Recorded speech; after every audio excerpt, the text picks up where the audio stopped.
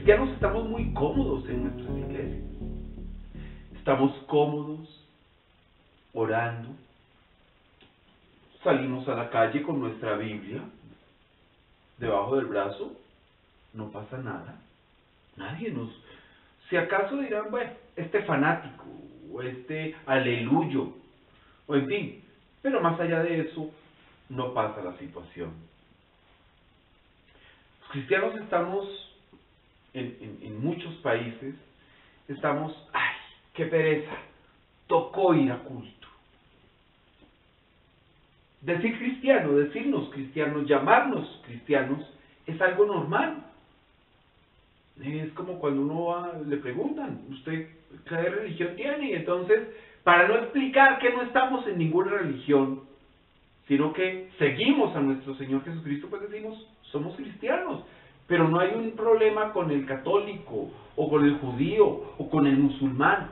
No hay un problema ni pequeño, ni mediano, ni grande. Simplemente estamos viviendo en un momento, en nuestros países, por ejemplo, en un momento en que la libertad de cultos es admisible. Claro, hay enemigos agazapados.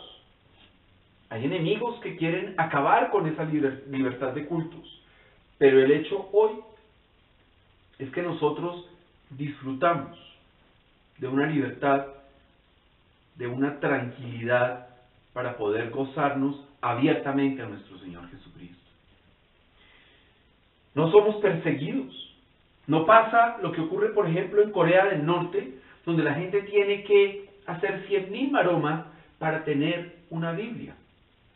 Ni qué decir de lo que tienen que hacer para poderse reunir, a rendirle culto, a adorar y a conocer, a congregarse para conocer a nuestro Señor Jesucristo. En algunas oportunidades ciertamente somos criticados, somos señalados, nos juzgan, ¿no? Y eso, más que una situación calamitosa o de persecución, es un atentado contra el ego, ¿no? Contra eso de, ay, ¿cómo van a hablar mal de mí? ¿Cómo me van a criticar? E incluso se opta por lo menos cristiano. La culpa es de otro. Pero de ahí la situación realmente no pasa. Y ese ego suele ser complicado. En Éxodo 20, versículo 3, dice: no tendrás dioses ajenos delante de mí. Fíjense que el ego, cuando nos señalan, nos juzgan, nos critican, el ego se vuelve un Dios que ponemos delante de nuestro Señor. Es más importante el ego, es más importante que no me señalen, que no me juzguen. ¿Quién es usted para juzgarme? ¿Quién es usted para señalarme? ¿Quién es usted? Más o menos es lo que pasa cuando simplemente está afectando nuestro ego. Ese ego, esos señalamientos, esos juicios, esas críticas, lo que hacen es apuntar a que nos endiosemos. Es decir, somos tan grandes, somos tan majestuosos, somos tan poderosos, que nadie puede osar señalarnos, ni criticarnos, ni cuestionar. Pero más allá de críticas, señalamientos, murmuraciones, sí ve esos cristianos cómo son, sí ve que es que ese era cristiano y ese robó, y eso es una cosa que es común, que cualquier defecto es potencializado. Pero en nuestra sociedad judeocristiana, en nuestra sociedad occidental, más allá de señalamientos, murmuraciones y críticas, son solo palabras, no pasa nada más. Pero ojo, por ejemplo, en nuestro país eso no siempre fue así. No siempre en nuestro país uno podía salir con la Biblia y decir, soy cristiano. Los primeros cristianos en Colombia fueron perseguidos. Los primeros cristianos en Colombia fueron apedreados. Eran detenidos. Una de las primeras iglesias que se constituyó en Colombia fue en San Andrés. Y a partir de órdenes del gobierno central, en San Andrés, al pastor lo detenían, lo perseguían, lo apedreaban. Era absolutamente impresionante lo que pasaba con él. Les decomisaban sus Biblias.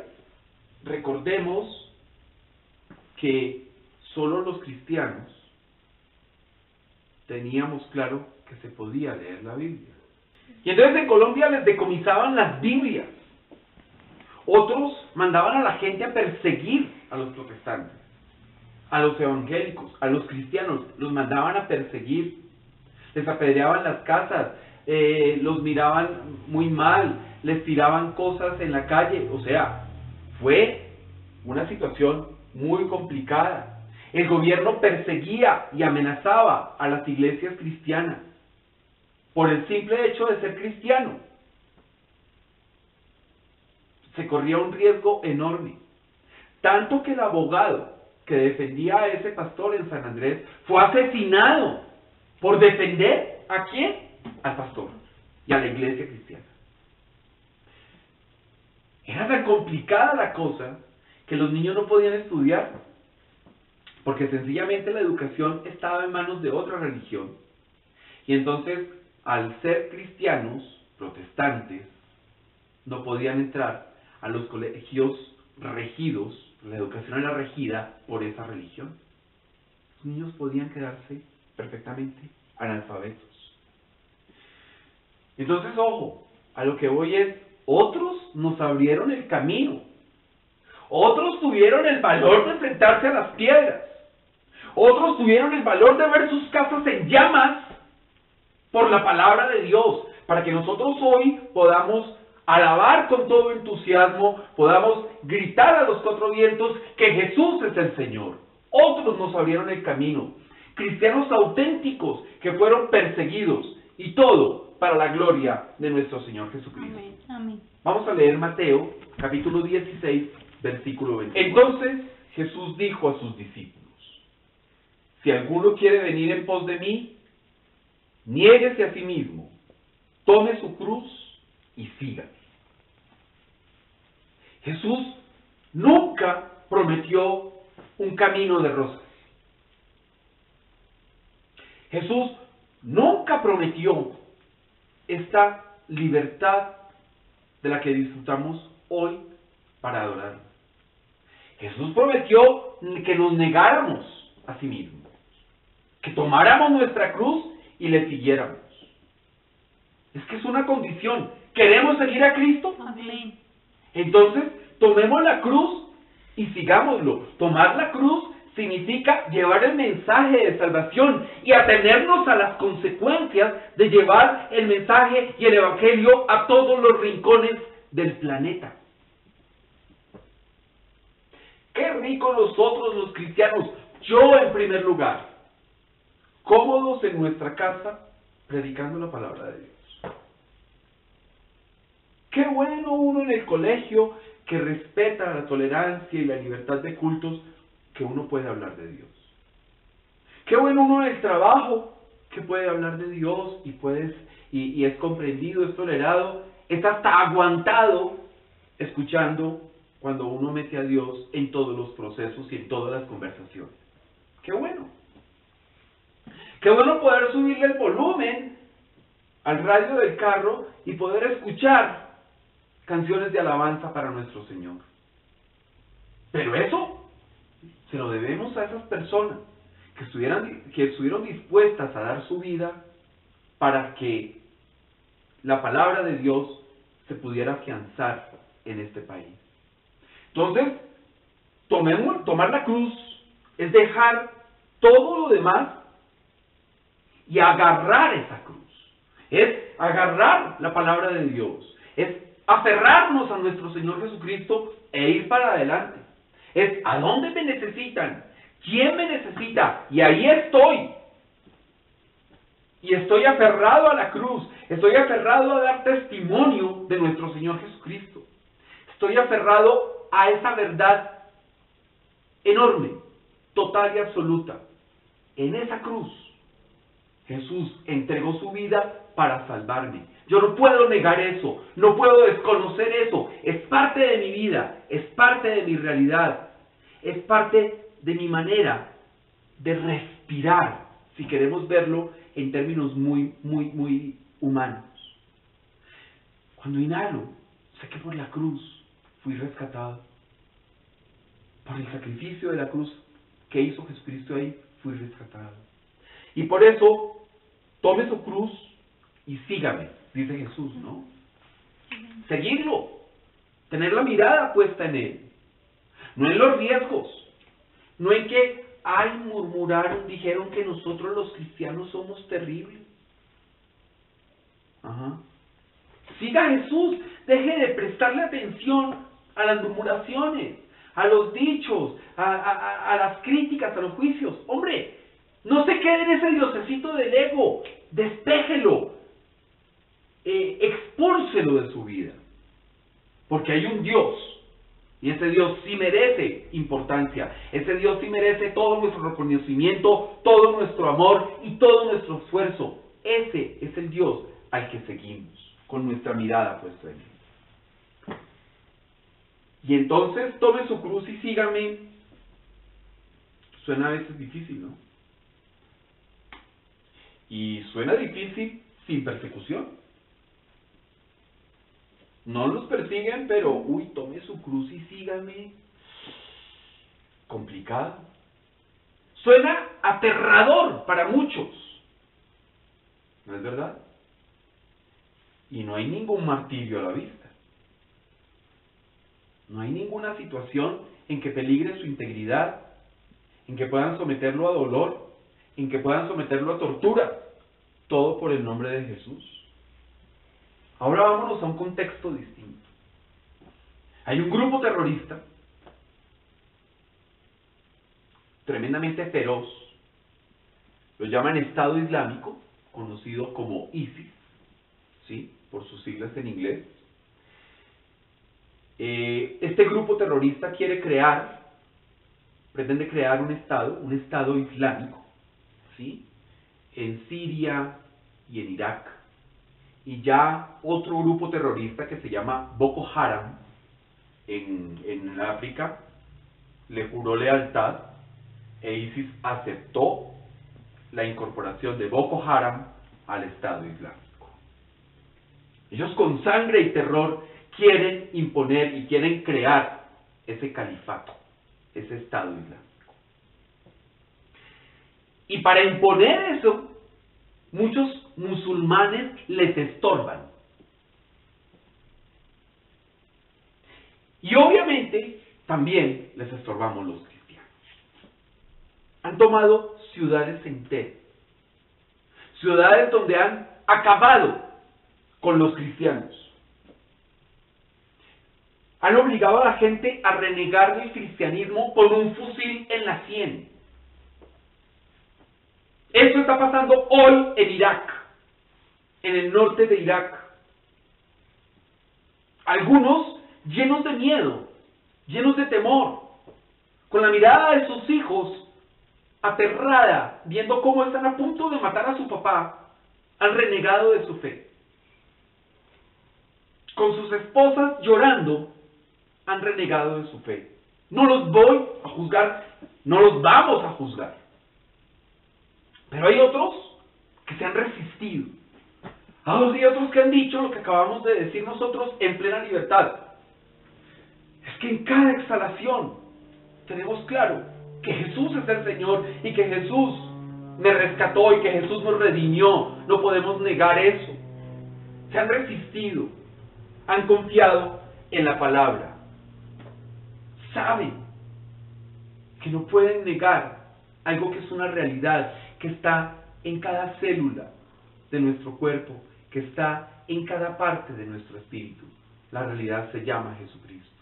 Vamos a leer, por favor, Mateo, capítulo 10, versículos 32 y 33.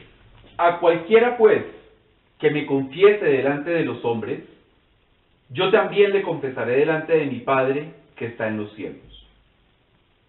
Y a cualquiera que me niegue delante de los hombres, yo también le negaré delante de mi Padre que está en los cielos. Estos tipos entran con sus fusiles y su armamento pesado a las casas cristianas. Apuntan con sus fusiles a la cabeza del papá. ¿Y qué les pasa a los que no niegan su fe? A los que se mantienen firmes en su fe. Bueno, primero marcan sus casas con una N. Porque a nosotros los cristianos nos llaman nazarenos. Entonces, seguidores del Nazareno.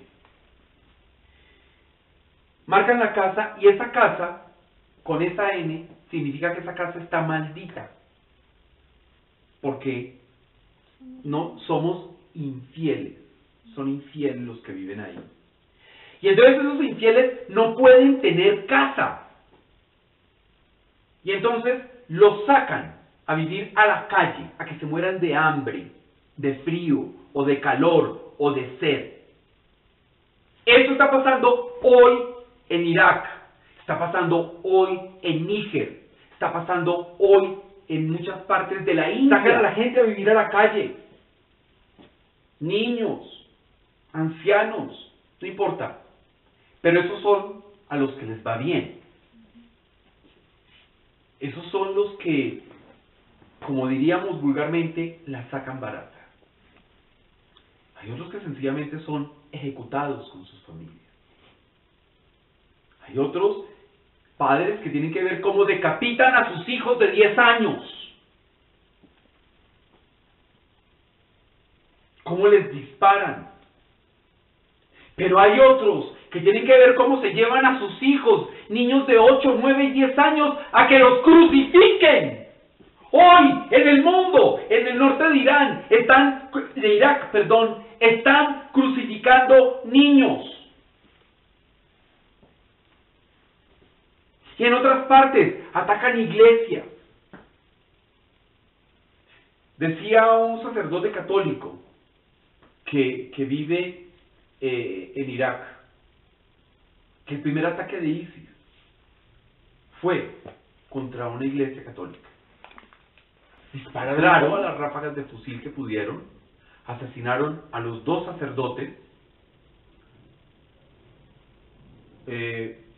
cogieron por ejemplo a una muchacha, le picaron una botella, le pusieron la botella en el vientre. ¿No va a renegar de su Dios? No. Y la ensartaron en esa botella. Ella sobrevivió. Fueron 5 horas de asesinatos, de terror en esa iglesia. Y eso fue hace 4 años. ¿Cómo el mundo hoy se atreve a decir que no sabían de la amenaza de ISIS cuando hace 4 años quemaron también esa iglesia en Irak? El que no renegaba en esa iglesia moría. Y al norte de Irak están crucificando niños. Con una naturalidad y con una frialdad espantosa. Y todo porque son cristianos. Hoy en Irak hay miles de familias, hay más o menos 300.000 cristianos refugiados en unas condiciones absolutamente críticas, que no tienen ni siquiera agua para beber, mucho menos techo. Esos cristianos viven debajo de los puentes, pero allá se acerca el invierno. ¿Qué va a pasar?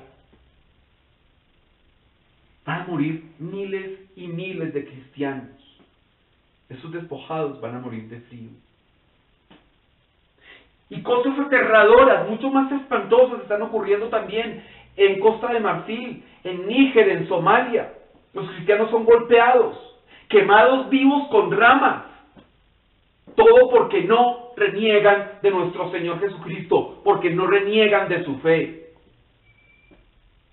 Nosotros estamos aquí muy cómodos, hablando de Jesús y hablando de esto. Imagínense qué puede pasar en una casa en Tigrit, que es una ciudad en Irak. ¿Cómo estaríamos hoy predicando la palabra de Dios y hablando de Dios? En el mejor de los casos, trataríamos de hacer un sótano y hablaríamos muy pasito. Pero hay cristianos que sí están con su fe y con su Biblia y con su Dios y con su Señor hablando y representándolo. Todos ellos están confiados. Saben que Dios sigue siendo Dios. Saben la verdad, que Jesús es el Señor. Y que Jesús, el Señor, es fiel. Y ellos también saben que con sufrimiento y con sangre están abriendo un camino. Saben que hay una promesa de Cristo para ellos. En Mateo, capítulo 5, versículos del 10 al 12. Bienaventurados los que padecen persecución por causa de la justicia, porque de ellos es el reino de los cielos. Bienaventurados sois cuando por mi causa os vituperen y os persigan, y digan toda clase de mal contra vosotros mintiendo. Gozaos y alegraos, porque vuestro galardón es grande en los cielos, porque así persiguieron a los profetas que fueron antes de vosotros. Esos miles de cristianos que han sido asesinados en Irak, por ejemplo, en el África, esos son bienaventurados. Ya son recordados y hoy vamos a hablar de los mártires de Irak. Y seguiremos hablando de los mártires de Irak, aquellos que dieron su vida por no negar el nombre de Jesús. Amén. Amén. Ellos fueron reconocidos ya por Jesús ante el Padre. Pero, ¿qué estamos haciendo nosotros por nuestros hermanos? Y entonces hay varias cosas que tenemos que hacer de manera inmediata. Lo primero, orar. Orar por ellos. Vamos a leer Hebreos, capítulo 13, versículo 3. Acordaos de los presos, como si estuvierais presos juntamente con ellos, y de los maltratados, como que también vosotros mismos estáis en el cuerpo. Oremos por estos papás que ven impotentes cómo están violando a sus hijas, cómo están decapitando a sus hijos, cómo están crucificando a sus niños. Oremos por esas mamás que ven, como María, ven crucificados a sus hijos. ¿Qué clase de dolor pueden estar sintiendo? Oremos por los valientes cristianos de la tribu Karen, que sufren bajo la dictadura militar budista en Birmania. Oremos por los cristianos que sufren bajo la brutal dictadura comunista de Corea del Norte. Oremos por los más de 1000 cristianos encarcelados por su fe en Eritrea. Oremos por los cristianos en Laos, que han sido torturados, golpeados y atacados por las autoridades comunistas. Oremos por los cristianos en Zimbabue, donde cientos de iglesias han sido incineradas y arrasadas por el gobierno comunista. Hay que orar. Y no es orar simplemente por, ay Señor, quiero este negocio. ¡Ey! Hay millones de cristianos, hermanos nuestros en el Señor Jesucristo, que están sufriendo y sufriendo a mares. Desde hoy, yo invito a toda la gente, a todos los cristianos, a orar y a orar intensamente por esas miles, millones de personas que por el nombre de Cristo están padeciendo persecución, tortura, dolor y sufrimiento. Vamos a ponernos aquí a la tarea de averiguar cómo desde Colombia podemos enviarles ayuda urgente a estas personas, a estos hermanos cristianos que están sufriendo en Irak. Porque fíjense que esos mismos terroristas están reclutando gente en Sudamérica. Hoy salió el jefe del Estado Sur del Comando Sur de los Estados Unidos, el general John Kelly, diciendo que ellos han reclutado más de 100 personas en Jamaica, Trinidad y Tobago, Surinam y Venezuela. Los reclutan, los entrenan y después ¿qué hacen? Los vuelven a mandar. ¿Qué vamos a hacer contra eso? ¿Qué vamos a hacer para enfrentar esa situación? Porque es que ya están intentándolo hacer acá. Y entonces esta libertad que Dios nos está permitiendo disfrutar, esta tranquilidad de ir por todo el mundo y predicar el Evangelio, esto se puede perder en un abrir y cerrar de ojos. Porque estos tipos, no voy a hablar de ninguna religión porque no tienen ninguna religión. Estos tipos quieren devolvernos 100 personajes de esa talla terrorista, como es el Estado Islámico. Pero también, lo tercero que es importante hacer desde ya es unidad. Unidos en oración, unidos apoyando solicitudes. Llegan muchas cartas para que se visibilice la situación en países desarrollados y que tienen la capacidad de respuesta. Esas cartas hay que apoyarlas, hay que firmarlas. Llegan muchas por internet. Respaldemos esas cartas que están denunciando la crisis enorme, humanitaria, que están viviendo los cristianos en Irak. Pero también visibilicemos la situación. Porque, lamentablemente, en Latinoamérica no se está conociendo esta terrible situación de los cristianos en Irak y en África. Pero es una realidad. Entonces, hablemosla, compartámosla, hagámosla visible con nuestros compañeros, con nuestros amigos, con nuestros hermanos de la iglesia, muchos de los cuales simplemente se quedan viendo esos noticieros que se transmiten en nuestros países, que manejan una agenda determinada por la política y no por la necesidad y el deber de informar. Entonces nosotros unámonos y contemos esta situación. Contemos lo que están viviendo miles de personas, miles de cristianos en muchas partes del mundo. Cuarto punto, y muy importante, interceder por los perseguidores. Sí, señores. En Mateo, capítulo 5, versículo 44, dice lo siguiente: pero yo os digo, amad a vuestros enemigos, bendecid a los que os maldicen, haced bien a los que os aborrecen, y orad por los que os ultrajan y os persiguen. No es opcional interceder por los terroristas ante Dios. Es nuestro compromiso como cristianos. Eso nos hace diferentes.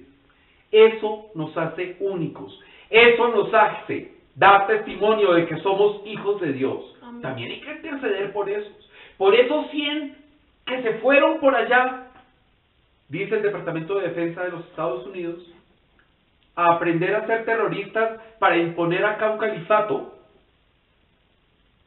una sucursal del Estado Islámico. Por esos terroristas también hay que orar. Por esos terroristas hay que interceder, hay que decirles: Señor, ten misericordia de ellos, perdona sus pecados. También tengamos certeza. Romanos capítulo 8, versículo 18, dice: pues tengo por cierto que las aflicciones del tiempo presente no son comparables con la gloria venidera que en nosotros ha de manifestarse. Tengamos la certeza que la historia tiene un final feliz. Y para esos miles que han sido asesinados, la historia tiene un final feliz, que es al lado, en el reino de los cielos, al lado de nuestro Señor Jesucristo. Amén. Esa es la certeza, y esa es la certeza de la que nos aferramos. Y esa es la certeza que tenemos en nuestro corazón y en nuestra vida. Porque Dios sigue siendo Dios. En cambio, las aflicciones, los dolores, los sufrimientos, esos pasan.